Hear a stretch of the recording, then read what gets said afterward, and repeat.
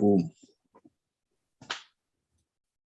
Good night, everybody. Good night, everybody. Good night, everybody. What's the word? Yes, sir. Yes, sir. Yes, sir. We're back again. We're back again. Yeah, man. So, a little change tonight. So, we live not just on YouTube, but we live on Facebook as well.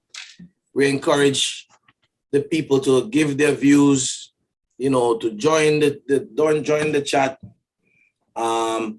We have one slight change.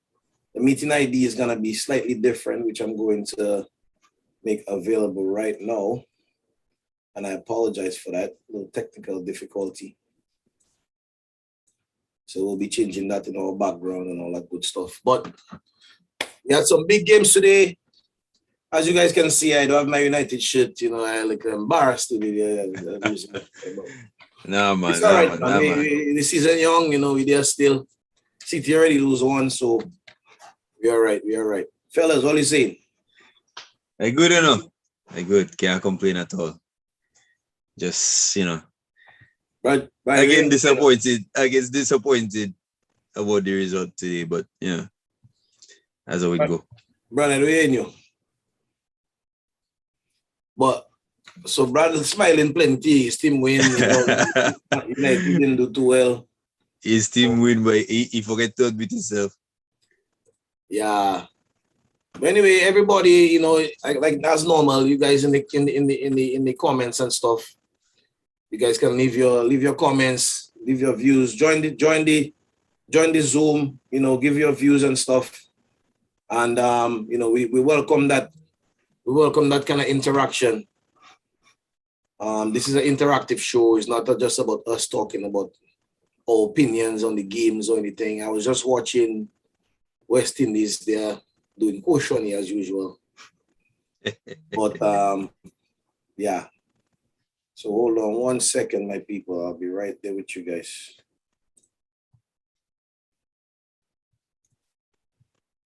So Carol, go through some of them games now in the meantime, and you can just give the results and then we can kind of go back and talk about it. All right. 1 second. So our predictions for the week. We had some decent fixtures, some decent results. The first game for the weekend was Liverpool versus Burnley. Dwayne called it a 3-1 victory for Liverpool. Brad said 3-0. I said 4-0. Real score was 2-0. You know, our resident Liverpool expert is having some technical difficulties, so we'll see. We're not hearing you. We're not hearing you, Brad. You may have to leave and join again.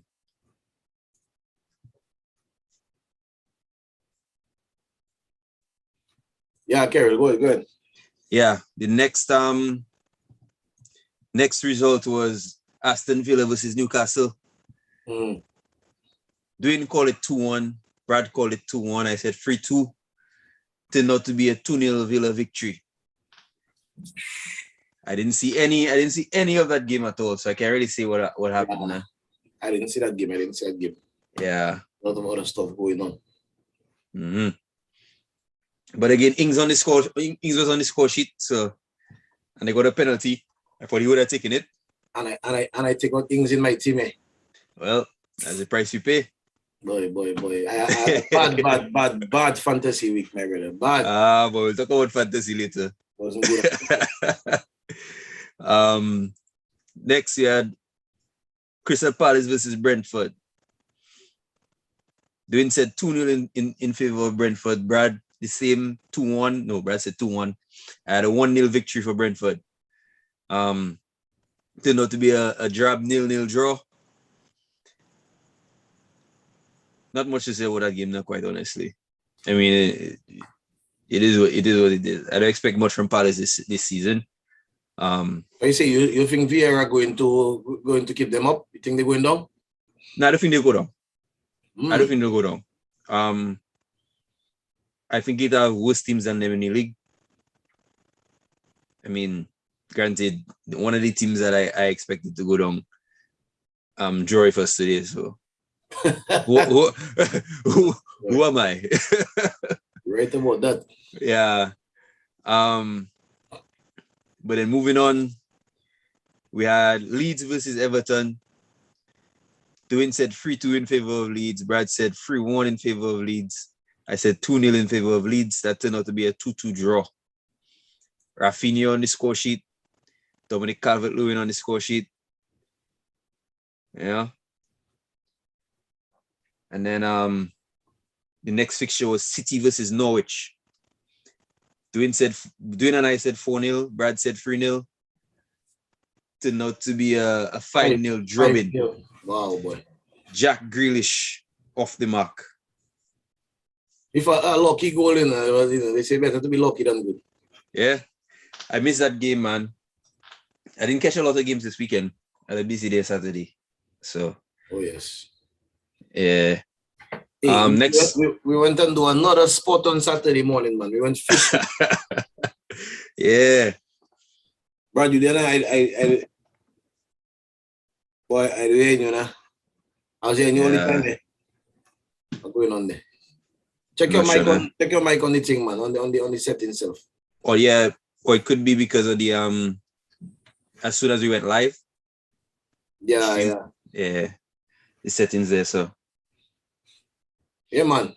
So guys, as you can see, don't just for care to continue. As you guys can see, the meeting ID is on the back, right behind us there. 821-0936-8478. You guys can call in, give your views on the results. Yeah, give your comments on the weekend's disappointments and the weekend's shock victories and standout performers, And if anybody want to talk about West Indies, I'm willing to talk about them. As you say, I have this shirt on me tonight. West Indies really getting on my nerves. But if you can support West Indies, you can do plenty of things in your life, trust me. Disappointment. Yeah, man. That's much better, Brad. Welcome back. All right. Yeah, so moving on to the Brighton versus Watford fixture. Dwayne and Brad said 2-1 in favor of Brighton. I said a 2-2 draw. Brighton came out winners 2-0. Shane Duffy on the score sheet and Neil Mopai again. If you don't notice, all them things Kerry saying these players he put in his fantasy, he calling them. Not all. I don't have Mopai in my team. But Shane Duffy was a big gamble for me this week. Yeah, that was my one transfer this week. And that worked out. And that man gave me like 14 points or something like that. 14 points, bro. So, yeah. We look at Wolves versus Spurs. Nuno Espirito Santo returning home. Well, home. Dwayne said 2-0 in favor of Spurs. Brad said 3-0 in favor of Spurs. I said 2-1. Spurs nicked it 1-0. Dele Alli from the penalty spot. And then to Brad, your audio working, but not your video working.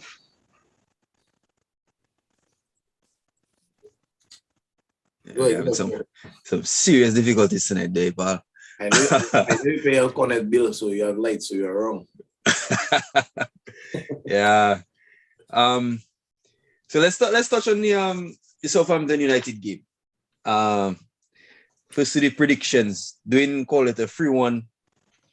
3-1 victory for United. I said 3-0 to United. Brad said 2-2 to 2-2 draw. It turned out to be a 1-1 draw. Should have been a 2-2 draw.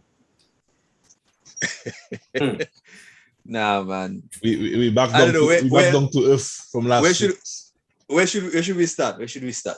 We back down to earth from last week's trip to the moon, man. Fellas right now realize, the league not gonna be a cakewalk as No. Well, then again, it depends on which fans you talk to. I mean, you're talking about plastics fans and real fans. In general, the kind of excitement you see on Facebook after last week's game. Now, well, it was inevitable that you would have a little bit of a. I can't say I expected a blip so early. I figure we have about 6 to 8 games there with favorable first six games to me are games that we should win. The first game we played against a top 6 team is in October against Liverpool. So you know, we have a little while to go, so we need to maximize these points. You know what I'm saying? But yeah, I don't know, man. I was disappointed in the game from start to finish. You know, I was happy we scored. I was happy we equalized the game, but then we started the game sloppy. You know, giving away the ball cheap in the back. Maguire, Lindelof, Fred, Matic, all of them were just straight passes, and then it's like we never played. Southampton was pressing, but then we start. Southampton was pressing us high, and then our midfield couldn't play around the press, or the defenders couldn't play around the press, and we just end up giving them the ball almost every possession, right? Fred played about 70 minutes longer than he should play. That's a terrible game. That's a fact. That's a fact. You know, and I think this is where Ole falls short, in my opinion, because against Southampton, who doesn't play with, we plays with two strikers, right? I would play one holding midfielder. I'd play Matic or I'd play Fred to mark one of the strikers and leave one striker to the two defenders, right? And then match them up in the midfield with two forward-thinking midfielders, right? You have Bruno playing cam, and then I'd play Van der Beek in there because Pogba playing well off the left. But you know, he going negative with two holding midfielders against a team that's not going to have as much possession as us, right? The problem is, as much as you guys had more of the ball, you give the ball away a lot. Yep. So you have exactly. The coach maybe feel like you need to safeguard the defense a little bit by putting that extra layer of protection. But today, if you had to tell, today, man, hurt me. But I think that a United team, personally, I feel that like players, games like today, you have more of the ball. You know, you're on top of Southampton. Some of the more attacking players should have been a little more careful with the ball. There's no need to try all these fancy passes from midfield. Work the ball up to the final third, and then you will try these things. But they're trying everything from midfield, giving the ball away cheaply. It wasn't necessary. Everybody looking to be a hero with a clever ball and stuff like that. And Bruno, as good as he is, and as much as a goal threat as he is, and a creative player, oftentimes he can be guilty of trying to complicate a play when it doesn't have to be complicated. Just keep trying to get the ball forward too quickly. Yeah. But then against that now, we have Luke Shaw, who think he is Ronaldinho, who wants to carry the ball 50 yards and then play the same pass, the exact same pass that he should have played in the first place. So instead of playing a 10-yard pass and allowing the winger or whoever he played the ball to, the space, closing the space with the ball, and then he giving them the ball, and then he not moving. Shordinho Carlos, I call that man. But today, man, hurt me, because after you do nonsense in that game, afterwards Lukaku bully Arsenal defense. A man that we had in our club, and we let go for next to nothing as far as I go. We said trust the manager, and the manager. Trust the manager, boy. Let me tell you something. The recruitment has been good so far, I would say, since Ole has been there. But two things that on the record right now is one is Van der Beek, that was bought for 30-something million pounds, and the man can't get 20 minutes on the field, and to let go Lukaku for before even giving him a chance. You know what I'm saying? Nonsense. For giving him a chance, and we have fellas like Martial on our field doing nonsense. I mean, come on. Well, anyway, fellas, hey, we want all the fellas in the chat there. Brad, John Baptiste, Ethan Thomas, Isaiah Lawrence, I call all the name. Join the thing. Give us all your opinion on all the games. I call Arsenal to beat Chelsea. Arsenal let me down. But by putting that up to Ben White, catching the vid, if Ben White was there, we'd have Lukaku, man. That's debatable, way. I think the system Arteta played today. Well, let's move on to the Arsenal Chelsea predictions, and then we'll talk about the game, man. Doing at the upset 1-0 to Arsenal. Both Brad and I said 2-0 to Chelsea, and so it turned out. Yeah, work out. But it might be that you might get it next week, because City coming to town, Pep versus Pep Light. But Arsenal play City next week, right? Yeah, City. And I think they have the measure of City in a couple recent fixtures, but let's no. be honest, let's be realistic here. Arsenal No. don't have the measure of nobody this area. No. It's gonna get worse before it gets better. So you say Arsenal have a risk of getting But Arsenal team will struggle. The R would away from home they'll struggle to beat a lot of teams, and then maybe I think they pick up enough points at home to be safe, but it's not gonna this season Arsenal fans will tie their ways. But I see Aubameyang come on the field and I find he had a little pep in his step, Yeah, well, yeah. Aubameyang, to me, have a point to prove because I have people talking bad about him when that man has been Arsenal's best player. Well, when teams doing bad, fans tend to grasp at straws. That's true. That's like true. no fellas saying Pogba praises. There was a time when everybody wanted Pogba. The fans wanted Pogba out of the club. I would say that I feel like a lot of the pundits and stuff in England. Again, none of us here play professional football, but some of the pundits, man, we need them to be a little more, objective, man. It's too much of the, whoever is Man United supporters, they don't want to criticize players or they're criticizing them too much. I find the expectations on some players is too high, in my opinion. You have Harry Kane there doing his nonsense and everybody giving him a pass. And if he was Pogba, everybody be killing him. Right? Them kind of thing, they're not right. But anyway, that's another topic for another day. We'll continue on this. No, it's actually a topic for today. Well, we're talking about the Chelsea Arsenal game, right? Yeah, yeah. I mean, Arsenal missing a couple of players here, but like Manchester United, I feel that the issue is tactics and coaching. But that's not so and so is a coach on a defender, so and so this and that. Like, as much as you can have good defenders, if your coach don't organize it to defend properly as a team, they will look stupid.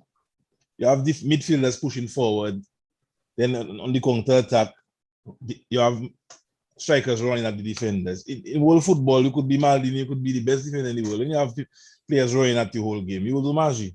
Yep. Arteta, I don't know what Arteta setting that team up. You play in Chelsea at home. Yes, you want to make a statement, but you know Chelsea man to man better than you. Mm-hmm. Set that team up to be compact, and then you see what you can get from the game. Yep. Fans rather see a win at home, however bad the tactics are, than to against go a and try and rival. go tit-for-tat with Chelsea and lose. Yep. No, what I see from that. In all your opinion, what makes a good manager? We're talking about the standard of coaches between Arsenal and United, right? In all your opinion, is a good manager somebody who sets a system and forces the players to play in that system? Or is a good manager somebody who can evaluate the players they have and try to tailor a system to the type of players that they have? What do you guys think about that? I think it's down to the players. You have to tailor your system based on the personnel that you have. Right? You can have players who are great, but if they don't fit into the system or the way you want to play, they're not going to play well. Right? But then at the same time, it takes a certain level of manager to make players buy into your system.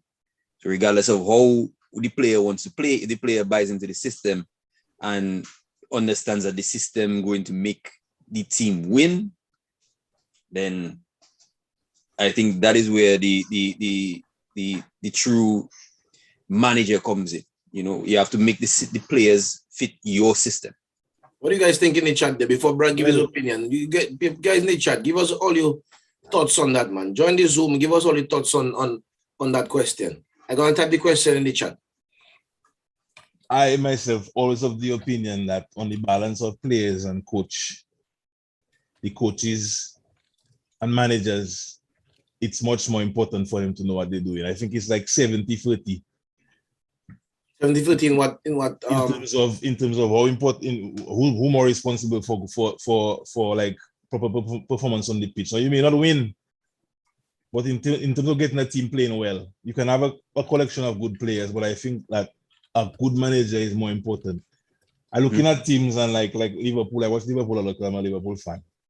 Now that Virgil back in the team, you can see Virgil under instructions to pick that ball up and Salah under instructions to make a run and Virgil ping a diagonal ball to the right side. That happened in time and time during the game. Now, when Salah received the ball, obviously he have the license to do what he have to do as a forward player. Now Klopp not going to drill down to exactly to tell Salah cross instead of shoot, etc. So that's where I think good players come in. But the tactics are there where to suck the players in and think that they're gonna ball it. That is a tactic, right? You can see that they're under instructions to do that. Even on defense, you will see like if Robertson push up the pitch, Trent tuck in and he pull back a little bit. Like those type of things there. Like today, I know the formations were different, and with the back three, you often find the wing backs in space. But time after time, Reece James free on that right side there, and nobody reacting. You're not seeing Arteta trying to change tactics to say, well, you know what I mean? Like TIng just in space because he getting pulled in, and then Reece James over there. Like I feel like as good as defender may be, when you put them in the pitch in them circumstances there, they will lose. Yeah. And that was the one thing I noticed with how Chelsea played. Because Chelsea played a lot of possession on the left side and then a quick switch to the right side. Who was the defender on that side? Not Holding. Holding was on the right. The centre back on that side? Pablo Mari. Right? He tucked in and he trying to mark Lukaku. Now you had Mount on the inside channel and Reece James on the outside. Who TIng is supposed to mark? That's the problem. Right? Exactly. Right. So I think Arteta set up poorly in terms of matching up against Chelsea. Yeah, I mean, I have to say I agree with both of you. And like Brad say, you watch Liverpool a lot. I mean, I watch pretty much every game United plays, right? You see certain things. And it kind of looks like Ole's style is to set up not to lose and depend on the brilliance of his players to pull something out. Like there's no system to say, well, like for example, we chasing the game today, we done 1-0, we equalize the game, which we have about 15-20 minutes before the game ends. And I see Luke Shaw constantly getting the ball and running down the wing when he have 3-4 players in front of him. Right? Jesse Lingard is literally in the hole asking the guy for the ball, and the boy looking right at Jesse Lingard and he dribbling the ball and doing some nonsense and then end up losing the ball. Like to me, if I'm a manager and I see that happening, how is it that can be acceptable? How is it that you can tell me that you have a player like Fred playing in the midfield, right? You playing against Southampton. You're going to have 60-70% of the ball, right? There's no reason for the whole first half to have them guys sitting back in our half, waiting to counter attack against a team that you're going to have the ball against, right? A team that basically going to be struggling to stay in the league. And Mason Greenwood said it the best. I mean, for the youngest man on the team, he said it the best. There's no reason we shouldn't be going for a win, right? If we're trying to win the league, if we're trying to say, well, we want to compete for the league, we cannot be dropping points against Southampton. Like, you know what I'm saying? Those kind of games are games you have to make sure that you win, no matter how difficult it may be, right? We have somebody who want to join the Zoom there. Let me bring them in. I see somebody, but we'll see who is there. Jackass. Yeah, man. But I agree for you, man. I think a good manager. I think if it's too overbearing, like for example, like a Mourinho, it may be a little overbearing where he's trying to force too much and give too much, things to the players, but instructions to the players. But you have a system. Scholar. Go ahead, Scholar. Go ahead, Scholar. Yeah. A Chelsea fan in the building. So I say, big up to my team. We handle the business today. I watched the game and in the beginning, I feel we was a little bit shaky. Arsenal was breaking up all of our plays. We wasn't completing passes. So I was a little concerned when we started. And I was like, oh boy, here we go again. Here we go with, the same old shit. And one of the commentators made a comment of Lukaku scores on all of his debuts. And I say, boy, look, Mr. Jinx it there. Look, we're in problem. Boy. But then as the game start to move on, I see we kind of more coming to it and start to expose, Holding and Pablo Mari there. And I don't know, I'm not an Arsenal fan, but it it's good to beat them, but it's also sad to see the direction the team kind of falling there. Because you don't expect at the end of the day, we all have the banter and whatnot, but when you see the top teams, when the top teams are just fall down like that, it's like more like you don't expect it to be like that. Especially when we just argue a lot about giving managers time and giving managers chances, but I think at some point, same how Chelsea had to make the big decision with Lampard and say, okay, maybe he's not ready for those. He could win those games where he didn't take too much tactical sense or whatnot. But if Arsenal are really looking at something like forward thinking, they really have to say, well, okay, when it comes to the big games, when it comes to the games where is not a must win, but is a must not lose, does Arteta have the mettle for them not to be crying at the end of the season? Because God forbid them man get relegated. Is a trouble there. So you really think it's a possibility for Arsenal to get relegated? But everything is a possibility. They lose their 2 opening games. They lose against a brand new Brentford. Somebody have to go, But right now they're saying Arsenal may not win a game for 6 games. Drawing games. I mean, I'm just saying, anything possible. Southampton drawing games. Arsenal will win games. Arsenal could have get something out of the game today if Arteta had been a little more realistic.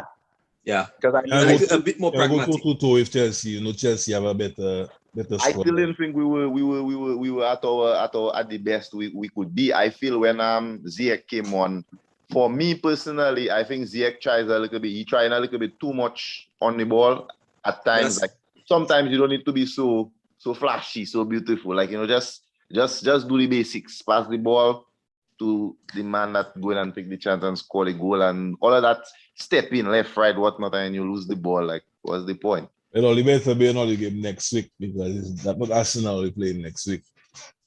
Well, Okay. we'll be ready. 6 points. Arsenal next. Let's say 5 games is City, Norwich, Burnley, Tottenham, and Brighton. They'll beat a few teams in that mix there, man. Boy, I don't know. The only one I see them doing something is maybe the Norwich or the Burnley. You never know. Arteta have to be smart. Also, you can go to with City and just go gung in attacking. You have to swallow your pride sometimes, and like Ole in the big games against Liverpool, you have to swallow your pride and realize you can't go toe. But listen, man, this year we saw what it takes to go toe if all my brother. But you need a better coach. Supposed to. You need a better coach. That's why we're 2 games in. But even need a better coach. Oh, Ole out, man. Ole out. I tell you, mister. Ole out. Ole out. Process, man. Because we're talking about something such as like Rajiv said it, right? About giving managers time, right? I mean, Ole been there, 2, maybe going on 3 years. Going on 3 years now. Right? He's had a few transfer windows. Not saying that his transfers have been bad, but he's had a few transfer windows. At this point, 3 years in, what I'm saying? Ole plans supposed to be, he's supposed to be seeing it. And I mean, I see in the direction he maybe want to go, but certain things happen and then certain things don't, right? We bring in players that we want, but we can't get rid of players that we don't want, right? Jesse Lingard, in my opinion, right? You have a man that's saying Varane can't start because he only trained for a week. But Jesse Lingard had COVID and only trained for a week. So how Jesse Lingard playing and Varane can't play? Jesse Lingard was playing before that. He played friendlies in preseason. Yeah, but so did Sancho. So why is Sancho not starting the game? Well, that's my thing. That's my point. If right? Sancho, my personal belief is if a player fit enough to play, start him, get him on the give him 16 minutes and then sub him. Yeah. Because you bring the man in the game 30 minutes and the man moving all over, the man can't get no time to influence the game, in my opinion. I'm saying the game already kind of have it ebb and flow, unless if it's somebody in a particular position. We wasted 60 minutes with Marshall on the field today. They're a complete waste. But then even when Sancho come on the field, we're not getting the ball to Sancho in space. Yep. Right? Because, listen. I only talk saying that there, but I mean Southampton is not 11 start users in the field. Them man also. That's understandable. I don't say Southampton didn't play well. When you watch the Chelsea game, what Chelsea was doing, Chelsea switching the ball so quick. They always catch Arsenal. So you see Chelsea playing a formation where they have 3 in midfield and 2 wing backs. So it's much easier to get that ball wide. But the pace of the game is that much quicker too. The pace of the passing is that much quicker. Yeah. Chelsea control the pace of the game. Yeah. One of the things I noticed. Southampton. I mean, one of the things I noticed, right? The man passing the ball up to Martial up front, and Martial can't hold the ball. Look at the difference between Martial and Lukaku. Lukaku bullying the defender and making sure he pin the defender and hold the ball, give his players time. Well, your manager said he wanted more players with more agility, mobility. So he let Lukaku go. If Martial more agile than Lukaku, right? Remember, Martial was the future, you receive bids for Martial up He was 50 million now, you turn it down. So just put trust in the man will come good. Well, he might. Who say he might not? I don't know, man. So Rajiv, not Rajiv, convinced. So right now, we're looking good for the league, boy. Why is the word with that? Let's take it. Calm down.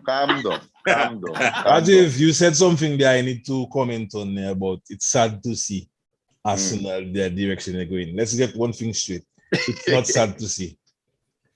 Everybody banter is banter. When my team was done, when we was finishing Dominica area code 767 in the league, everybody was calling us Kakapool and V. You know what? You're right. So now, why should I feel sorry for their team? I have to make them know I up and they down. You're right. And one day in the future, I'll be down and they'll be up. For years, fellas was saying, listen, that is the Arsenal is the biggest club in London, and no doubt about it. That's it, full stop. Nobody. And the Arsenal way. But so with that said, now we can bring this topic in now. Raj, you've mentioned the big club, right? The big club. That was a discussion we had this week, right? The discussion of a big club. Why is it big club versus a rich club? Or is right? Is Chelsea, City, Arsenal? Those teams. Let's say Arsenal. Is Arsenal considered a big club? Arsenal is a big club, 100%. Yeah, man. How about Chelsea? Chelsea also crossed that barrier, and Chelsea is a big club now. Just going off of global fan base, they cross that threshold and they establish themselves. But success over time too. Manchester City. I don't want to ask about United and Liverpool. We all know those are the two biggest clubs in England. But that's a fact. But talking about City, Manchester United first. City is a rich club. City is not a big club. You tell me you cannot fill a stadium on a home game after 18 months of no fans. It's shocking. That was oh my God. Is that true? The article we saw that they're trying to bring down the capacity so they can make the stadium look more. I don't think so. but the Manchester City season tickets are the cheapest in England, which tells the story. But what interesting about that is, how does it at the end of the season? It'll be interesting to see. Okay, well, they're not full in the stadium, but there will still be money to spend. So all of that money coming from what? Shirt sales, from investment, from sales. No, Manchester City owners have horizontal companies they own, and they have these fictitious sponsorships that, like Etihad Airways, will basically just turn around and say, you know what? Instead of 100 million, let's make this sponsorship 200 million.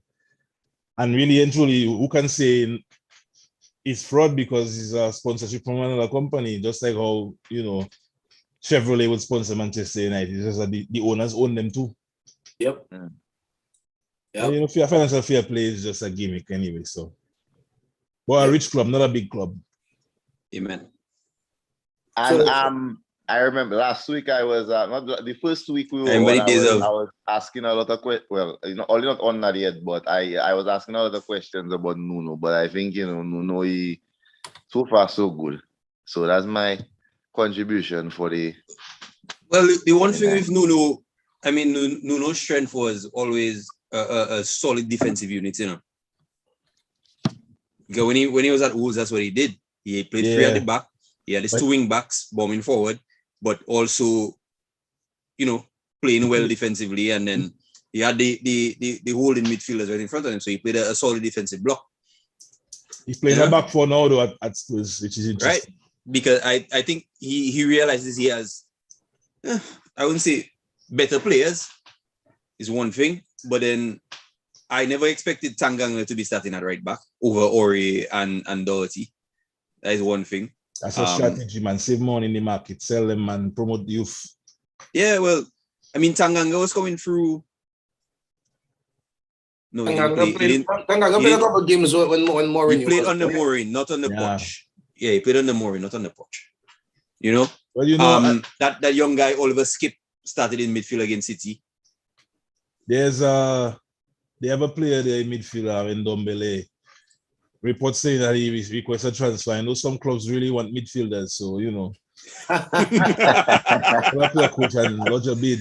Nah, we don't want that one there. Okay. No.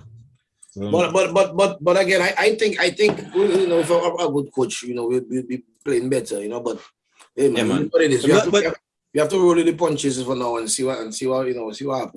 yeah, the one thing I always say, like over the past season, like we don't have a style of play. We don't have a way of play. Right? Yeah, we play well on the counter attack against teams that have decent amount of possession against us. Right? But in terms of when we have the ball to break down teams with a low block, we don't have no style of play that's saying we play in quick passes, movement, no kind of fluid forward movement, nothing. So it's just like, again, today was another example of that. Right? Because we play in Pogba on the left, but Pogba tucking in almost infield as another attacking midfielder. Right? Luke Shaw, I don't remember one occasion where Luke Shaw made a run down the wing to get into a crossing position. Right? And even when he gets into a crossing position, who in the midfield occupying Southampton defenders, right? So it's just like little things like that. I just don't understand like what we're working on the training ground. Like where's our style? We don't have a style. Yep. You know? well, that's the way I think Chelsea will struggle also. Not necessarily struggle really bad, but like at the back end of last season, they had a couple of games against City, and you know, City's a team that always been on the front foot and they had success. But when they meet a team that really pull up that low block and 11 men behind the ball, I want to see how what their approach will be to that, because I feel like they might struggle a bit there. Yeah, but even then, like I thought, I don't know, maybe because they were playing against Arsenal today, but I thought that initially Tuchel was playing a back three to protect Thiago Silva and his pace. But look now, Thiago Silva hasn't played at all.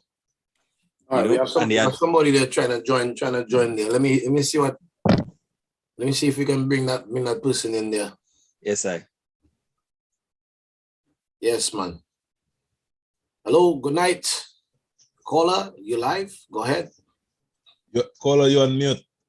Caller, unmute yourself. Or admin, can you unmute? Okay, there you go. Yes, I. Good evening, ladies and gentlemen. Yes, Tommy Tactics has Down. arrived. Fact 6. Yes, I. Good evening. I thought it was appropriate for me to join the chat today out of all days. On such an auspicious day. I'm not here to bash anyone, But I'm just here to say I'm thankful that it's been 10 years since I last was able to wear this jersey right here. Wait. Wow. Wow. No, I can whip it out of the closet and say, yes, my money was well spent. Yes, I. the number, put a line under that on a 2, man. Divide that by 2, right? The number is 998. Yes, sir. Yes, What's happening? Yeah, man. Well, thoughts on the game today, man? Boy, today was decent. Wasn't our best game. It was good to see finally have a big man up top again to hold up the ball. But I can tell you one thing. I think Werner and Lukaku, they're gonna form a crazy partnership. Yeah. I think all that space that Lukaku sucks up. You saw that space that James had on the right hand side. I mean, that's gonna be Werner's when they play a 2 up top, and that's gonna be crazy. I mean, that's how he got most of his goals when he's at Red Bulls. I mean, they had the guy Poulsen sucking up all the defenders, and he's just free. He just like ghosts around the back four. So where you think they're gonna leave our United States boy then? Well, that's the thing. I think Thomas Tuchel has one crazy headache on his hands, man, because I honestly cannot figure out how you're gonna fit all those good players on the pitch, and all of them are like they deserve to play. I mean, Ziyech is playing really well right now. Havertz, of course, how much money? He has a lot of expectations. Mount is an untouchable. Then you have Pulisic, Pulisic has a massive ego. You can't keep that guy on the bench. And he hinted at us. So what do you think? Pulisic will angle for a move out if he doesn't get regular playing time? Yeah, 100%. Yeah, but I don't think that man will stay if he don't play. No, I actually don't think he'll stay long term. I don't know. Yeah, he can come up. He can come up north. He'll take him. He would do well up in United. Oh, you have the best English player of the. No. We swap him with Martial. Yeah, but honestly, I think today Arsenal should actually be optimistic because that guy Emil Smith-Rowe and the other guy Lukongo. Yeah, Lukonga. I mean that guy played pretty well. In the midfield. Guy. Yeah. And Smith-Rowe is a good player, you know. Yeah. You remind me besides Smith-Rowe, Lukonga has been Arsenal's best player, and Tierney on the left. The balance of the early exchanges, Arsenal looked okay, but I feel they were a bit too ambitious. But they exposed us big time.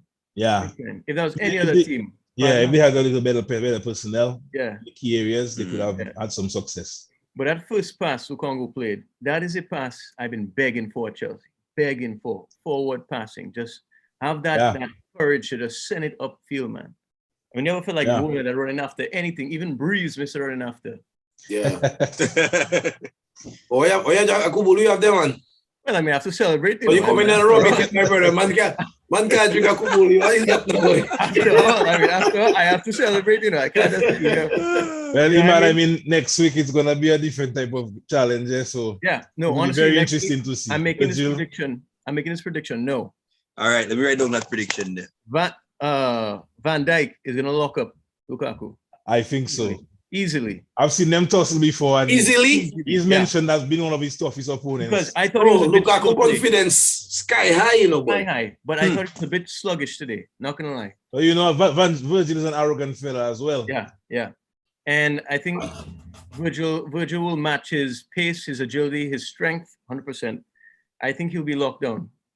So then, where will the other key battles be then? I mean, if Virgil cancel out Lukaku, I think you think Werner will start next week? Yeah, I think so because Liverpool plays a high line, and I think 100%. They will try to exploit. Yeah, 100%.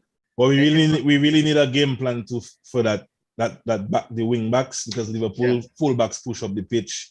We cannot have that same scenario with Rich James having the freedom of the pack. It's going to be very interesting, honestly. But I don't think Lukaku is going to do much. And it's going to draw on that same question mark we had with the end days of Drogba, the end days of Costa. When someone locks him down, what do we do next? Yeah. You know what I mean? So. I mean, I would think Oli would have enough firepower to where all you can target. All you can target. If one man cancel out, then all you can target somebody else. This is not in the days where we only had Hazard and Willian, Kalu and Maluda. Now we have Ziyech, Pulisic, Mount, Harvard. But you know, historically playing against that particular formation, some of the weaknesses of that is when the midfielders kind of ping across into the back post. Yeah. That's been good to have some success against this back three type of setup. Yep. We'll see. But the way that we were exposed today, I can guarantee you, if that was Salah or Mane on the end of those things, I know we would have been dead for sure. Jota, don't forget Jota. You know? Jota. So that's why I think what's that young player again? Chalobah will make an appearance again, and most likely Aspi will play right wing back. I think. You think he's going back or he's going to stick with it back free? But it'll be an interesting game for sure. I'm looking forward to this one. That is a measure. What day is that game? Is that next Sunday? I'm not sure now. Sunday next. But yeah, man. So Imad, why we was talking earlier about the managers and the style of managers. What do you think is a good manager in terms of? I mean, maybe not just only in sports, but do you evaluate the talent that you have and tailor your talent to meet your goals based on the talent that you have, or do you create a system and try to get the people to work in that system? Well, I'll tell you one thing. From a club's perspective, from a business perspective, it's a lot more, financially, it makes more financial sense to replace just a manager. And when you bring a manager into a team and you have players that are proven, like let's say, for instance, at Man United, you have Pogba, world-class, Bruno, world-class. You have Sancho that did so many wonders in the Bundesliga. You have Rashford, a young up-and-coming talent that's already proven himself. You have Greenwood. I mean, partner, there's no time for that. You have to make what you have and make it work. And I think a good manager makes what he has, makes it work. I think the tools that he has at his hands, he makes it work for sure. I think Arteta as well. I honestly think he's same thing like Lampard. Lampard was a guy we thought had all the knowledge, all the influence. He was a legend at the club. But, you know, I have to give my props to my partner, Imanu. He told me from day one, there's no tactics. And I couldn't believe that. I said, a man that played under Ancelotti, Mourinho, who are the other guys? Heading, Grant. You know, all these guys, he must have some tactical sense. And really and truly, they swapped him out with Thomas Tuchel, who I call Tommy Tactics, and completely changed his team around to win the damn Champions League. I mean, that's just crazy. I wouldn't have ever thought of that in my wildest dreams. So I totally believe that the manager, I mean, he has to use what he has and he has to make it work. And if he can't make it work, you know, it is what it is. Yep. You know, I actually just remembered something about when Conte came in. Yeah. When Conte came in, he started playing the same system that Chelsea was playing. Yep. Right? And it didn't work. I remember they lost to, was it Arsenal? They lost to. Beaten. Right? And then took a pounding. And then the next game, he changed to a back five. Yeah. And then from then on, they built from strength to strength. So that to me was like one of the examples of a manager using the players and making the players buy into the system. And he took a guy like Victor Moses and exactly back and who was the manager before Conte that played with a back three, and they just completely concluded that won't work in the Premier League. Who was that? Well, they had so many managers I can't remember. I forget, but they just said that. That's why he opted to go with the back four, the 4-2-3-1. He said, I'm not going to change to no Italian style. I'm going to play what Chelsea's used to. Then we lost, beaten at Arsenal, bad beating. And he said, you know what, forget about that. I'm doing what I know, what's best. It doesn't care if it's Victor Moses, who has barely got a chance at the club. He's going to use him because he feels he works best with Azpilicueta. And we ended up going to win the league. So, and that, I believe, is arguably our second best manager we've ever had.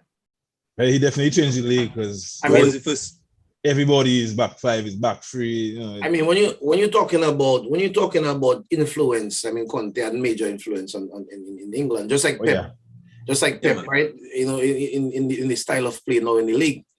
But you know, I think one of the things I never really liked that about Chelsea, but I kind of respect it, that Abramovich doesn't play around. Like, if you're not giving him the what he needs, he give you money, you spend it. If you don't do what he needs you to do, doesn't matter when it is, you're gone. Like, you know, and that's where I feel like United.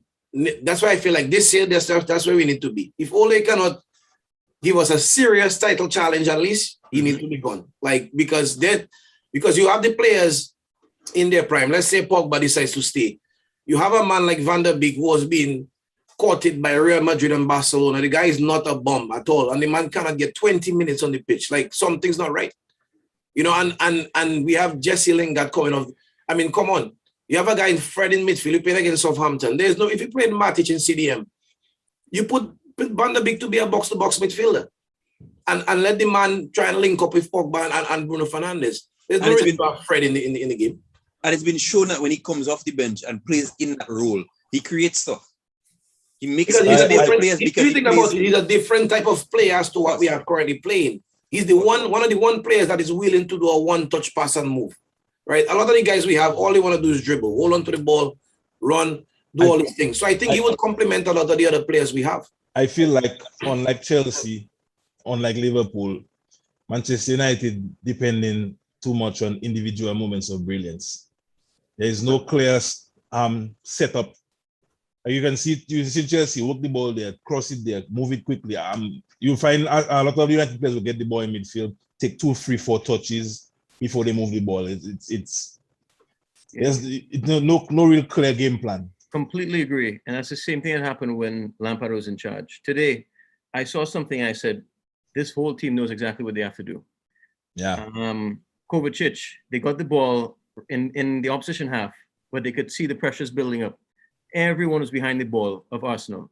And they said, you know what? He's just going to pass it back to Azpilicueta. casually. Everyone knew. Everyone didn't even try and get open for another pass. They knew already, okay, we have to reset. And they brought it all the way back to the keeper. Everyone knew. Yeah. Oscar fed for it, took the bait, came up, and then they just had a ton of space. And then just did a couple quick passes around Aspilicueta and James, and then got the ball up. And they had a ton of space, ton. Yeah. And I was thinking back, I said, all them years that we were trying to break down teams in their own half, we were doing it wrong. We were trying to pin them against the wall, 11 people behind, parking the bus. No, draw them out, bring them into our half, and then make the game easier for yourself. Then do the counter attack. And that's what Thomas Tuchel has been doing all along.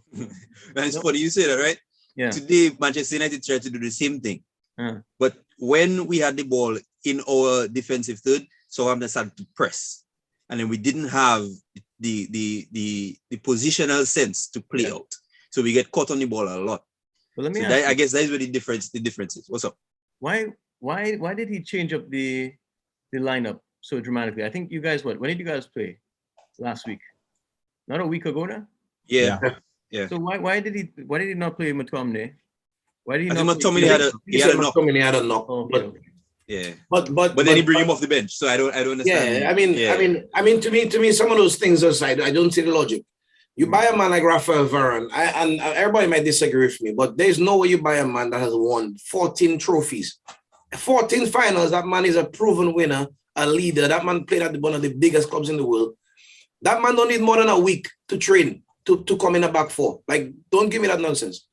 Victor Lindelof is obvious. He's a good defender, but he's not as good as Varane. So if you buy the man to play him, play him. And it's funny because when I was watching the pre-match interview with Tuchel, that's what he said. Exactly what he said. He said we buy the man to play. We didn't buy him for him to sit on the bench. So why keep him on the bench? I was on a forum this afternoon, and one guy kept telling me how Sancho's not fit. How can Sancho not be fit?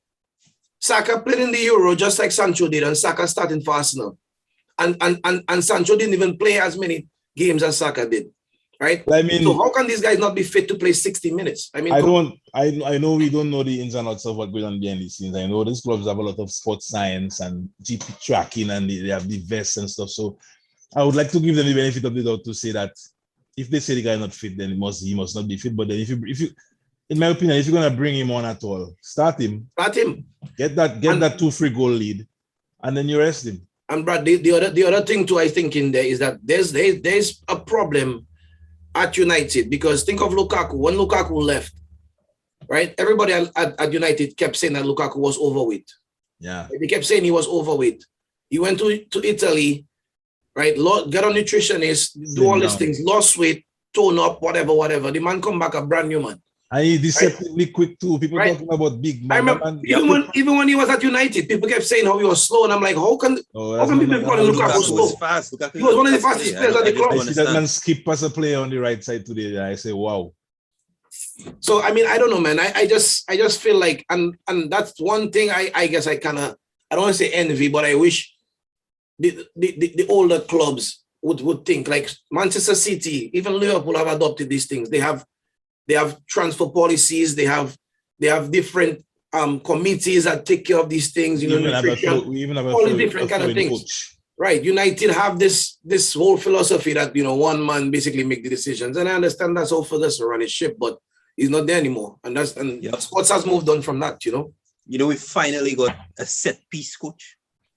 Yeah. Another thing I feel United, they might disagree with me. I feel like the modern game, your fullbacks cannot be limited on one of the sides of the ball. They have to be decent on both. And I feel like Wan-Bissaka, as good as he is defensively, as he get that ball in the final third, and it's like he fighting with himself, he unsure, execution not there. I mean, I agree. A long way from where he was when he first started, but I feel like he need to do more. I agree. But the thing is, I look at it like, okay, we got Sancho, and I mean, he's never had, let's say, a consistent person that he can play with on the right side, right? Mm-hmm. So, hopefully over time they can develop a relationship where he can be more comfortable. Sancho can know, what his limitations are, and they can work together, right? I mean, if not to change the topic, but if you go into like West Indies cricket, it's very similar to what's happening at Manchester United. West Indies cricket dominated in the 70s and the 80s. We kept producing these world-class players, year after year. And we never took it to another level where Australia and England and India did. right? They started taking the game more seriously, sports science. Like now I was listening to the India cricket captain talking about the level of fitness you have to just be considered for the India team, you know. No, gone are the days where you have big stomach playing cricket. Then them things don't happen no more. Like, you know, if you get paid millions of dollars, it's a different story. It's a different science. You know, I look at managers in the Premier League right now, and honestly, just from like a body language perspective, I feel like Thomas Tuchel have a grasp on what's going on in his club. I feel like he's a guy the players wouldn't want to get on his bad side. Like not rule with an iron fist, but I feel like he's thumb on the ball. Klopp as well. When I look at Ole, I feel like Ole kind of want to be one of the bros. Yep. Yeah. Ole telling Rashford, take him on, do it like, you know what I mean? Like, I don't think the Mourinho Shaw approach was the best approach, but according to some people I know, there's no smoke without fire. If you shout him behind a player that much during a match, you know what I mean? Like, that may not be the best approach, but it tells a story, you know? But I mean, I agree. You can also say that, I mean, Luke Shaw has improved a lot since we brought in Telles, right? It's just because of the thought of him losing his place. Maybe that's what kind of light a little fire under him and make him know, well, listen, if you don't back up, you're going to sit on the bench. So, you know, I mean, obviously, Chelsea have that situation now, which is a great problem to have, right? You have a situation where you have basically 5-6 players vying for 3 positions. So you have to play well for you to stay in the team. If you don't play well, you're out, right? Which is great. So, I mean, I don't know, man. I hope we can see, you know, the teams doing better, at least United. Well, the thing is that a lot of the pundits know, they're all saying, you know, look at the Man United approach, and they're trying to encourage Arsenal to follow that approach, which I find is kind of funny. Yeah, they're all like, you know, look at Man United. They're giving Ole time, they're letting him build, and they should do the same for Arteta. And I'm just like, nah. Well, Arsenal don't have the kind of money to spend that we have. That, you know, Arsenal, I don't know, man. Yeah. What is Saka? What is Saka's best position in all your opinion? Right wing. Right wing? I think Saka is good as like a right forward, right attacking midfielder. Or left.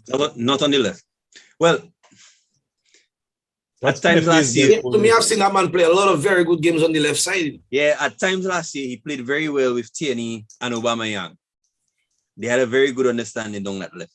I had a lot of arguments with Arsenal fans when they signed Pepe, when I said that, you know, I watch him for 1 season and they say, you know, give him time. But I just find, you know, I don't see enough from him. Like he will often puff on the wing and stuff, but final product, I don't see enough for him. And I tell them they would have made much better still signing a Zaha. Understandably, they would have had to pay for him up front. And with Pepe, they had a structured deal. But Pepe, I've seen enough of him to know that he'll be good, but he will not be great. Yep. I thought he had a decent game. I mean, that time when he ran past Rudiger and the other player, I forget who it was. I was like kind of shocked. Yeah. Yeah, but then that's flashing upon him. That's a one-time thing. The goal threat and the chance creation, I find, is just not there. Well, I mean, we can say the same about Werner and Havertz as well, and Ziyech. True. But we have to just give them a little time, man, because the Premier League now is just a completely different animal, especially to League 1. I mean, it's just crazy. It's crazy. Yeah, that's true. Understandably, Arsenal main strikers, Aubameyang just made his first couple of minutes for this season, so we'll see. But I think Arsenal will stay this ship, and you know, I think they will be like between top 8 and top 10, but top 4. You don't see them making the conference cup or whatever they call it. Well, I mean, you never know. There's variables. You know, the January window, they could make some big moves, and who knows. But as this squad is right now, the midfield, and I mean, Partey to come back, you never know. I don't know. So that means right now. I mean, we mentioned Haaland, Imad. Yeah. That means all the running for Haaland, or only Haaland. Well, to be honest with you, when I saw them go after Lukaku, and I know the entire summer they had this link with £150 for Haaland. Obviously, they wanted him bad, but I feel like they got some information from him, or maybe an answer from him saying that, you know, we're not the destination for him. He doesn't want to go there. I agree. Completely changed direction and went for Lukaku. Because every club in their right mind, if you can afford that man, there's no chance you're going to go spend 100 million on a 28-year-old and leave that guy, you know, for whoever else next year. So I definitely think he gave them an answer, and we're not the destination for him. as I told you all before, I think he'll most likely end up at Bayern Munich, in my opinion. I think so, especially with the hoopla around Lewandowski this season. Yeah, definitely. Unless Man United play I really would well be and win the I would league. be very, very disappointed. Not just because of I'm a United fan. I mean, yes, that I would want him at United, but I'll be disappointed that he go to Bayern Munich. I feel like, you know, like same thing with Mbappe. Like I would like Mbappe even if he come to Liverpool and Haaland come to United. You know what I'm saying? Like I want the best players to be playing in the league that 100%. I am watching. I don't want to watch. I don't see guys in Germany playing Bayern Munich. 100%. No, because the structure of the league in Bayern Munich kind of sets it up where it kind of allows Bayern Munich to just basically run the roost. That's kind of like what United was doing back in the day. Buy the best player, buy the best English player in the league and win the league every year, right? So, I don't know. I feel like Mbappe, you know, Haaland, them guys want to talk about, you know, they're the best and they want to be compared to Ronaldo and Messi and them guys have to come to England and do it. Well, if you guys are saying to us, and always says it, and the media always say that Greenwood is the best finisher at the club, why is Greenwood wide and Martial up front? Well, supposedly, people, you know, close to around the club saying that Greenwood is, although he doesn't mind playing up front, he's not too fond of it. Well, I mean, but whenever I see Greenwood play up front, to me, Greenwood always, even if he a chance not created for him, he almost always creates a chance. If players were allowed to play where they preferred, I mean, we'd see a lot of different lineups. I tell you that much. Well, that's the problem, right? Like you say, Ole is one of the boys. Instead of Ole telling Pogba play where you have to play, like Mourinho's trying to do. But then again, I don't know, man. I mean, nowadays we all know that players have a lot of power, right? That the players, if they don't get their way, they leave. Like you know, and like Imad said, right? It's more easy to replace. It's easier to replace a manager than a player. Good players. So. You know, after what Lampard, I mean, after them Chelsea replacing Lampard, I think that pretty much set everything in stone. That it's a way better, you know, option to change manager instead of giving them faith for a long time. You know, it's a quick, easy fix most of the time. I tell you what. Oh, go ahead, Imad. Dwayne, if you had to, if they did, you know, sack Ole, who would you want for him to be replaced? Who would I want for him to be replaced with? If he was sacked when now? Right now. Yeah, let's just say he gets sacked this week. I mean, from having a hell of a game last week to a 1-1 draw. I mean, you know, last week Southampton, but still, I mean, my God, are you kidding? No, last week I again, like I said last week, we always play good against teams that play open like that. We always play good against. That's why we have done well against the bigger teams, because they're more willing to take a risk, and we always play good against these teams. Yeah. But back to your question, I think if I was looking for somebody to come in right now and get us a challenge for the league, I would bring Conte in to replace Ole. Yeah. But that's the thing. It's Conte. I wonder. I mean, obviously you'd play with a back three, but who would he play in that formation? I know. Think about it right now, right? In my opinion, Lindelof is not maybe the best defender, but if you had Lindelof, Varane, and Maguire in a back, I think you should be okay with that. I think Wan-Bissaka would thrive in a back three, in my opinion. Yes. Just like Aspilicueta. Yeah, and a right wing back is not the position for him, I don't feel. And he would. So then, but then who would play? Who would play? You know, right wing back. James. Who? Daniel James. Just like a Victor Moses offers the same thing. Daniel James. It would be a formidable partnership. I tell you that. No. Nah, I don't see it. Daniel James don't have a brain. If they offer me 50 cents for Daniel James, I take it. Daniel James don't have a brain, in my opinion. I think Zidane would be no intelligence. Knowing United, I think Zidane would be the person they go after. I don't know if you're trying to go. Well, you see, that's the thing, Imad. They would want to go after the name. Yeah. But to me, if you're talking about you want to come back to win a league, I'm talking about a manager that's going to come in with the pedigree, right? With the respect. Not saying Zidane not going to have it, but in terms of tactics, you know what I'm saying? Zidane also played with had a lot of great players in his teams. Mm-hmm. Not saying that he was a bad coach, but I'm just saying, if I was looking to bring somebody in that's going to take us to a level where we can compete with the biggest teams to win, challenge for the league.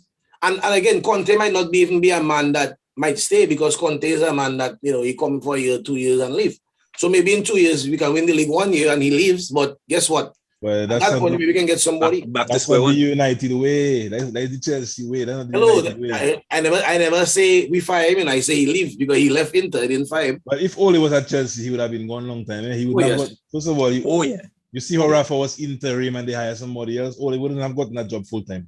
With, with the form of United post that PSG win towards the end of the season, Ole wouldn't have gotten that job. But if you think about it, Brad, if you think about it, right? The time they give the timing, that's why I tell you something. I don't know what's going on, but something not right at United. Yeah. The time they gave Ole the job, it was such a weird time, right? Like, because we had like a few big games to come, and like all they had to do was wait till the end of the season. Because right after they gave him the job, like we went on this crazy like losing streak, whatever, or slump. I'm like, dude, like just wait until the end of the season, evaluate what happens, and then decide if you want to give him the job. There was no reason, even now with them giving him a 3-year contract extension. 3-year contract. Right? I mean, you know, let this season play out and see what happens. Well, you see, the fans and the former players were putting pressure on the club, which shouldn't mean much. Your Rios, your Gary Neville, all them and saying the time is right, give him the job, back him. So the club relent. But it looked like the club wouldn't listen to them on certain things because there's other things that they tell them not doing it. True. Right? So, I mean, I don't know, man. I for example, like Pogba, I don't know if he's doing that just because his contract up, but he started the season playing very well. You know, I watch him play today, and he hustling, he working hard. You know, which is something that we've always complained about him. You know, but you know, I don't want to make it like a thing. You know, we draw a game. It is what it is. We didn't lose, but at the same time, I just want to see Ole be more willing to take a chance. I prefer a coach that's willing to take a chance to win than to set up to not to lose, in my opinion. If we lose trying to win the game, that's okay. Be brave. You know what I'm saying? But that is it.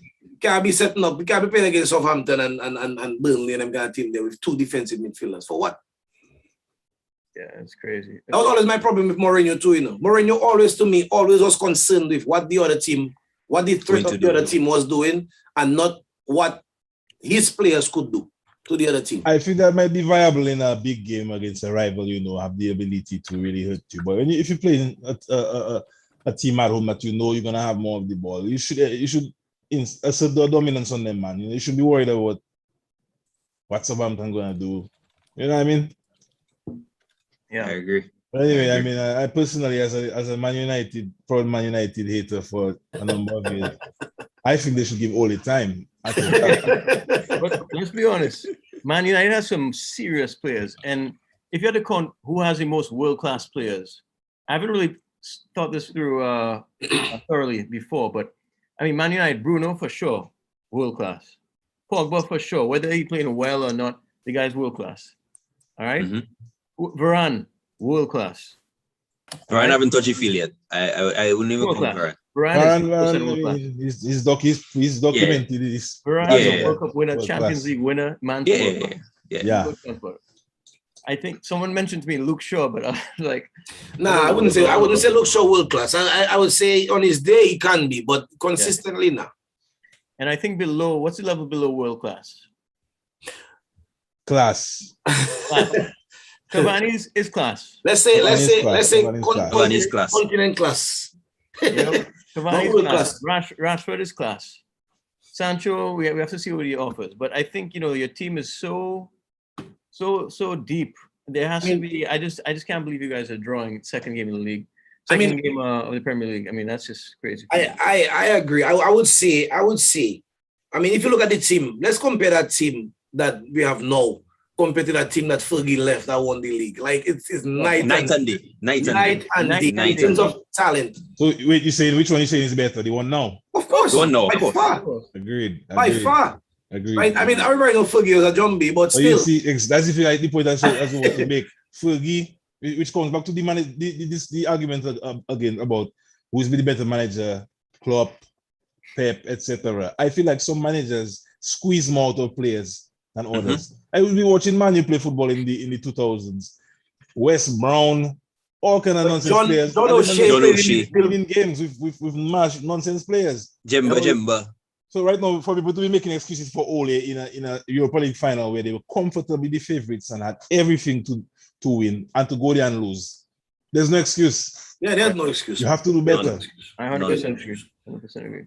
I mean, look at Jota. I mean, I know Jota is a great player, and he always had a lot of potential. But the way the guys play, no. I mean, I'm telling you, Klopp see that man and you know he could work in if that that man system. if that man went Man United, think he'd be playing like that? I Nope. doubt it. I mean, okay, let's think of it. I was thinking about that before the Arsenal and Chelsea game. I was watching I watched the two lineups and say, okay, which one of the Arsenal players would start for Chelsea? And maybe you say none. Right? None. Yeah. Right? If you're doing that, because you always do it right on Sky Sports before these big games, a combined 11. Yeah, combined Right? 11, yeah. If you're looking at a combined 11, I mean, let's say Liverpool and United, or City and United, or Chelsea and United, you're gonna have 3-4 United players in there. Oh, yeah. You know, because we have good players, and that's what's so frustrating. Mm-hmm. Like I just want to say though, and this might be some controversial, but I would not take Harry Maguire over Joe Gomez or Joel Matip. Because I feel like based on what? Just based on the fact that you're saying to play next to Van Dijk? To play next to Van Dijk. I agree with that. Yeah. And I see Maguire today do another thing where he hold on to the ball too long and it creates a chance for Southampton. I just feel like he have too much lapses in him in terms of his concentration. I don't know, man. Our whole defense today had that. Our whole defense today. It wasn't just him. It was the whole defense today. Yeah. I mean, one of the things I remember when I remember watching United and Scholes was playing, one of the things that Scholes and Zidane used to do that a lot as well. Them guys would come in front of the defense and demand the ball. They would demand the ball, right? Lampard did that a lot as well. Not saying that he would hold the ball, but demand the ball, start the attack. You know what I'm saying? Play a forward plus, play a 1-2, do something that could kind of get the attack going. You know what I'm saying? I watch United, and a lot of times, you know, if Pogba don't go and get the ball, everybody just kind of standing and watching. Everybody just watching. Yeah. Like, what exactly is going on? Like, nobody moving. You know what I notice now, what we're doing now is that we're pushing the wing backs or outside backs wide up to the half line. Yep. And we're dropping one of the holding midfielders back almost into a back three. So they played in line with the two center backs and just passing the ball along the line. And then the one other holding midfielder just sitting down in the middle there as like a wall pass. So instead of picking up the ball and turning, he playing it from one defender to the next defender and out the next side. Yeah, I mean, I don't know. You need to make a change. You have to make the change. It's. I mean, and when you see people like Sir Alex Ferguson watching along, you just have to wonder what actually goes on behind that club, man. And he's sitting right next to the guy Woodward. I don't know. I honestly, I would change all immediately. You know what I wonder is, for example, if you are Ole, you know, if I'm Ole now, do I call Ferguson and ask him for his advice? You know, I guess 100%. I guess people have egos. I mean, it's been said that Mourinho's a guy that look at himself maybe on Ferguson level. So he maybe never felt like he had the need to talk to Ferguson. But a guy like Ole should be calling Fergie and say, listen, you know, what do you think about the team? What do you think we should be doing? You know what I'm saying? Because I think he does. I think he definitely does. And I think sometimes Ferguson probably asks him questions. Because let me ask you, even if you're in some, you know, let's say in a business or whatnot, or maybe on another team or some other setting that has the same sort of circumstance, I mean, there's no doubt the more senior person is going to call you and ask you, what are you doing? What are your plans? How's it looking? How's the team going? You know, how's the progress going? And give you a little advice. And I definitely think Sir Alex Ferguson is doing that. I just think that the fact that all these maybe, you know, one of the old greats from Man United, they're giving him time. They see flashes. They think that there's something there. There's potential to grow. But honestly, man, it's been too long. How many years has Ole been in charge? Over 2.5 years. I'm going on 3 years. Going on 3 years. I mean, but then for me, it's not the flashes against the flash in the pan. Those games where we play very, very well, we have to measure him on, right? Yeah. In big games, he's done well. Very well. Very well against those big teams, right? It's the games like today where we have to exert ourselves on the opponents. Yeah. Play our game. Force them back. Let them react to what we're doing. Carol, you know? I mean, last season Liverpool had no centre backs. We had two midfielders at centre back, and all they come to Liverpool and they play scared Exactly. You know, I mean, Exactly. Again, Try I not to lose. think since Ole has been there has been progress from the managers that was there before. I Mhm. don't know if he is the person to get us To the next level. that next level, right? Because I remember brother was asking at one point, like, what players do we need? Like, what type of players do we need?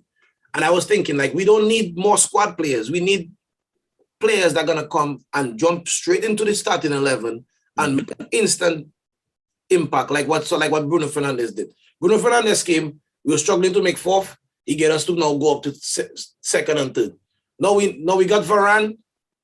Maybe he might bring us a little closer in terms of points. But we know, I think the missing piece is a very good manager. If we had Tuchel, I think we win the league, in my opinion. Well, we don't know about winning the league, but I 100% agree with you. I cannot agree with you more. I'm not so sure about winning the league either. Man. What I'm saying is we will be there and thereabouts. Thereabouts. No, yes. 100%. You know, 100%. and I can say that I'm confident that that's going to be the case with Ole. You know, even last year we finished second, but towards the end of the year we just drop off. You know, we drop off. Yeah. City went on this crazy win streak. You know, they were just win games, like 20 many games they win, 18 games straight or whatever it was they won. Well, I remember watching Pep Guardiola first game in charge of Manchester City, and I was shocked. I seen fullbacks occupying midfield spaces, like you could see instantly that man have a particular style that he want to play. I seen fullbacks all the way in midfield controlling play and stuff. I say, what really going on there? I really cannot tell you after 2 years. I cannot tell you what Ole trying to do on the pitch. I think Ole is saying, you know, Bruno, you're a good player. Try things and see if something happens. Yeah. Yeah. I mean, even he might make the comment there about Rashford being class and not world class. What do you think is the reason Rashford is not world class? Guidance. He doesn't have proper guidance. Yep. Yeah. I mean, look at Jorginho. When Jorginho first came to Chelsea, everyone was like, okay, this guy's not going to do well in the Premier League. Yep. Now look what he's done. Yeah. Yeah. What a U-turn. Yep. What a drastic U-turn. It was started with Sarri. It was bad. Lampard, a little worse. Tuchel. I mean, this guy's he's a nominee for Ballon d'Or. I mean, that's crazy. And Kovacic as well. Because when Kovacic started, Kovacic wasn't playing that well. I will throw Wijnaldum in there as well, right? We sent Wijnaldum from Newcastle as a forward. Absolutely. And become a stalwart in midfield. Absolutely. And that's testament to the manager. Yep. He had a vision. He know what he want to do. You see the characteristics of the character of Wijnaldum, and you know he could do the job. Yeah. I don't know. I kind of feel like a lot of players get I don't want to say bored, but it's weird because you see what works, right? And in my mind, like why change it? Like why change? If that's what works and nobody could stop it. If let's say Lukaku right now come and he's playing brilliant as a target man for Chelsea and he's bullying almost every defender and you guys are winning games, why try to all of a sudden now change and try and make him into a Barcelona tiki-taka player? That's not what he is. Or maybe you don't even start him next weekend. You know what I mean? It's like I watch Rashford play, and a lot of the times the frustration of Rashford is like Rashford will get the ball on the left wing. He'll be with the defender one-on-one, and he'll just chuck the ball back to the left back. Dude, run at the defender. Why? I don't understand. Then the time when he should pass the ball. Exactly. That is exactly what I was decision making is not there. The decision, should pull him aside and say, listen, in that scenario there, you should be whipping that ball and you should be taking on your man. Which is why it comes back to guidance, because that's why I was asking you guys. It's like as if United playing football for Buffett State, they playing and they haven't got no video analysis. And I don't understand how we watching the game as regular week in, week out. See the things that need to be pointed out to these players, and it's not changing. Yep. You know, Daniel James played the game with no brain. The man is one of the fastest players on the team, and he refuses to use the one attribute he has, which is pace. I don't understand it. I don't know. But anyway, he'll be making it into a United show. But no guidance, boy. No guidance at all. All right. What do you think of Grealish? Oh, yeah. I'll be honest, I didn't watch that City game because I know it was going to be a trounce. Yeah. I didn't watch it now either. It was like 20 minutes of it. I turned that off. I was unavailable. It was okay, man. It was I don't know, Grealish, 100 mil. Well, as far as City concerned, it's 40 paid for him. You know, they had 6. But you know, City against this kind of team, like City against Southampton, if they were playing, they churn, they recycle possession until they tie the team down. Yeah. But then City have a way of playing. And they don't turn the ball over as much as other teams. But bro, Yes, I mean, my last point. I mean, the own goal we scored today, where we had corners, right? Fred playing defensive midfield. You sitting in front of instead of the man throwing himself at the ball to try to block the ball, he's just sticking out his foot. Like, dude, like, where is it? I watched John Terry put his head where man put in their foot, to prevent goals. Like, you know what I'm saying? Like, the kind of level of dedication those guys had to not conceding goals. You know what I'm saying? I don't know, man. I don't know. But, let's go with some predictions for the next weekend, man. Yeah. Yes, I.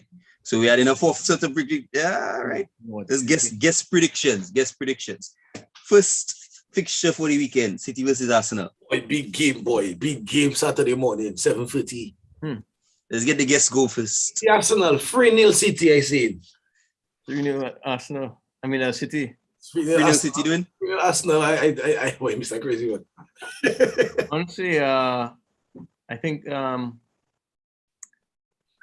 that's a good question, girl. That's a good. I stuck on that. Remember, my predictions are very off, Papa. So It's all right. It's a prediction.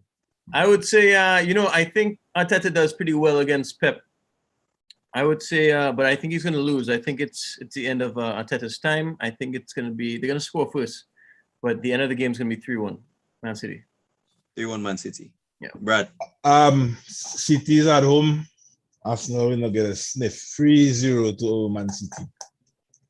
I say 2-0. At the Etihad. Empty. Empty. All right. Next on the docket: Villa versus Brentford. Villa versus Brentford. I say 2-0 to Villa. Yeah, I agree. I say 2-1. I think Brentford will score a goal this weekend. 2-1 to Villa. I think Mings will be a formidable opponent for Tony on the challenging of the air balls and stuff. I think he might actually pull off to the other side and play against what's his name? Yeah, the center defender there. Yeah, 2-0 for sure. 1-0 Villa. Danny Ings calling that. He might have said 2-0, right? Yep. All right. Next, Brighton versus Everton. That should be a good game. 2-2. Right. I say Rafa pull off the win, 3-2. I think Brighton's going to pull out with this one. 2-1. 2-1 to Brighton.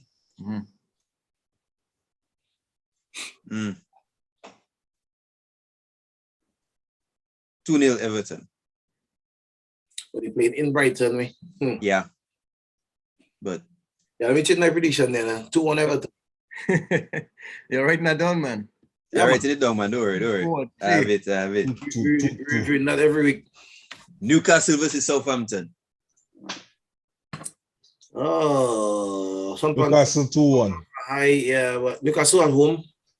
And that's a derby. That's a derby game, right? 3-1 Newcastle. That's considered a derby. 3-1 Newcastle. Yeah. Newcastle biggest enemies is Sunderland, man. Sunderland. Yeah. I say 1-0 Southampton. What? Wow. Off of a big result this weekend, boy. St. Didn't Maximin. they lose? Brad, what you say? I said Newcastle 2-1. St. Maximin and Wilson will sort that out. Newcastle at home, under pressure for a win. Yeah. 2-0 to Newcastle is mine. Norwich versus Leicester. Norwich at home. Leicester 2-0. Norwich versus Leicester. Norwich at home. 3-1 to Leicester is mine. 2-1 Leicester. 1-0 Leicester. West Ham versus Crystal Palace. West Ham at home. London derby, yeah. One of the London derbies. West Ham 2-1. 2-0 to West Ham? to West Ham. 3-1 West Ham. And I also want to throw in there that I say 3-0 will be gone before the end of the season. You think Patrick Vieira beating Arteta to his sack? Arteta to the Sackers? Yeah, man. Arteta have a tough start to the season. They'll give him a little time to steady the ship. All right. Fair enough. Fair enough. The marquee matchup of the weekend, Liverpool versus Chelsea. Big game. Saturday 12:30, dog. At Saturday, the mecca 12:30. of football in the north of England, Anfield. Calm down. Tough. I'll go first. 2-2. That's exactly what I was going to say. I feel that game going to be a 2-2 draw. I think both teams are not going to push hard enough to win. You know, I go for 1-1 way. It depends. Because if Liverpool get an early goal, I think Chelsea going to try their best to open up and come back in the game, and Liverpool will probably catch them on the counter. What's your prediction? I think that I said 2-2. Okay. But I do like if Liverpool get an early goal, I think Liverpool will be game. Tommy Tactics, what do you think? Tough. Liverpool has always been that club for us lately. You know, I honestly, I don't know. It's a tough call. And I know Tommy has been on a roll lately. Mhm. But I'm not too sure. I'm really not too sure. Just want to point out Virgil van Dijk hasn't lost at Anfield in a couple of years. Holy crap. Wow. I was thinking about 63 or 64 games. He hasn't lost at Anfield. What's the last couple of fixtures? Anybody know the results of the last fixtures? Only beat us last year because everybody was beating us last year. Mm-hmm. You know, for circumstances beyond our control. Wow. I think I Jordan think Pickford. it's going to be a draw, to be honest with you. I think two Titans are going to clash. Both of them very solid, well-oiled machines. I think it'll be a 0-0 draw. wow. Big call, Alright. big call. Dwayne, you said 1-1? Oh yeah. All right. So we have Burnley versus Leeds. When they playing Burnley. In Burnley, yeah. 2-1 to Leeds. That's my prediction as well. I'm going to go with Burnley. Yeah, I gonna go 2-1. Burnley. Yeah. 2-1 Burnley. 2-1 Burnley? Yeah. Yep. I think, all right, well, Leeds not too good on set pieces, so that might actually come to fruition. But Tottenham versus Watford is the next one. Tottenham on 6 points. Yep, Tottenham on 6 points. All right, they come back down to earth this weekend there. So what for taking them 1-0? Wow. Who's going to win that game 3-0? Spurs? Yeah, Tottenham winning that game 3-0. Harry Kane? Yeah, he played today, he back, and if he don't go, even without him, Spurs gonna win that game comfortably. I watch Watford first two games, and Watford might be going straight back down. Yeah. 3-1. They have to get a point. They have to get some points somewhere. Really. Beat Villa, but I find 3-1. Calling for upsetting Spurs. that one day, man. 1-0. 2-0 Spurs. 2-0. All right. And then the last one, Wolves versus United. Boy, look how bogey team we boy first, we boy. I Yeah. am predicting a Wolf bite this Sunday. There, I'm gonna say Wolves gonna take a 2-1 victory at home. Sancho will start and Varane will not start. That's my prediction. I think we win in that game 2-0.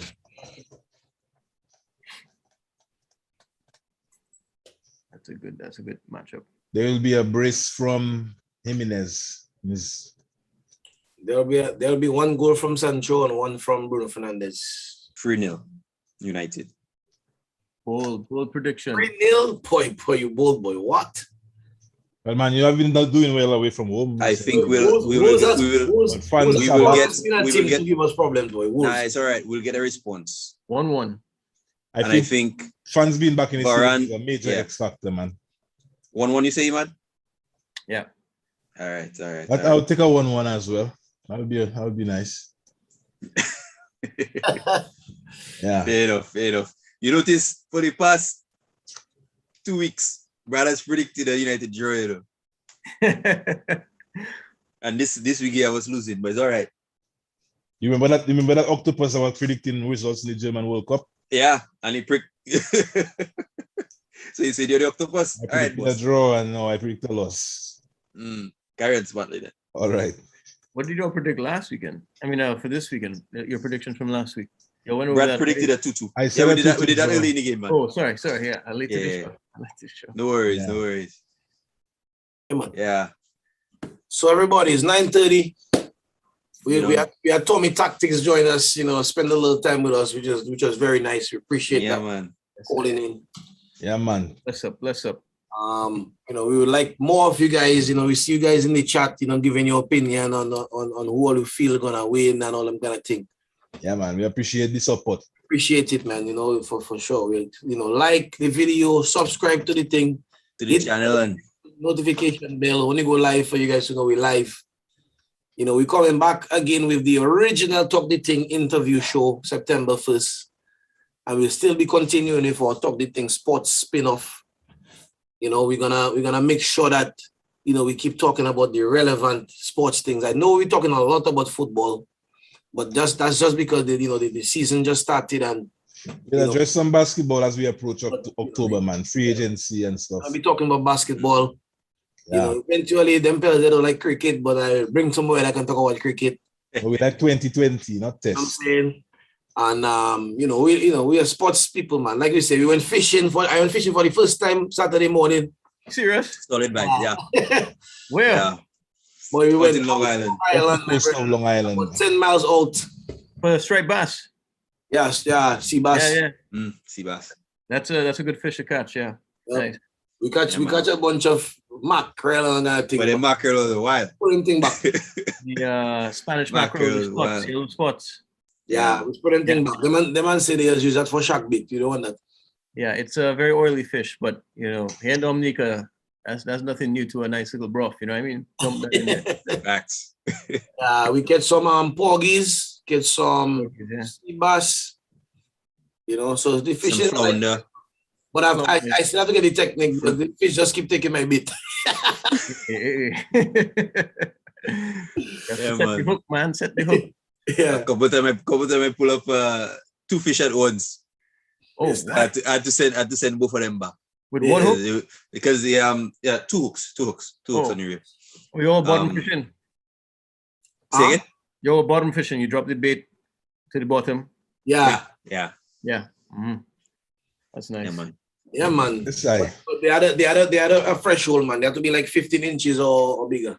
Yeah. They've sent it back. So Have it to. was a nice trip, man. The only, it was cool. I'll do it for sure. Nice. Yeah, man. But anyway, everybody, thanks for joining the show tonight. We went a little over the hour, but that's okay. Nothing wrong with that. We appreciate you guys sticking around. Kick me out now for me. Next week, Rub we'll it that in see. my face. Rub it that in my face. And I'm gonna say it again. We have a pro clubs team. Any team that want to challenge us, Yeah. What'll be your next box, though? challenge us. For now. Xbox for now. Xbox for now. But if all you guys have PlayStation connects, hit up them fellas need a PlayStation. Look, we have a somebody there for the cricket for the next time we're discussing cricket in the chat. Yeah, if you want someone for cricket, I'm there. Devon Daybon. What? Yes, sir. All right. Yeah, man. We appreciate Yes, it. sir. All right, everybody. Have a good night. And we'll see you guys next week.